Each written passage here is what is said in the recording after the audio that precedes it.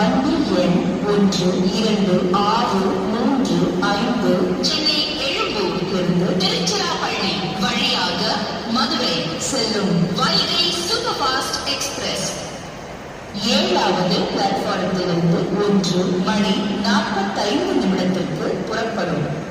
यात्रीगण कृपया ध्यान दीजिए, गाड़ी नंबर 1, 2, 6, 3, 5 चेन्नई एग्मोर से तिरुचिरापल्ली मार्ग से मदुरई जाने वाली वैगई सुपरफास्ट एक्सप्रेस 1:45 पर प्लेटफॉर्म नंबर 7 से रवाना होगी. Your kind attention please. Train number 1265 Vaigai superfast express bound for Madurai from Chennai Egmore via Tiruchirappalli is scheduled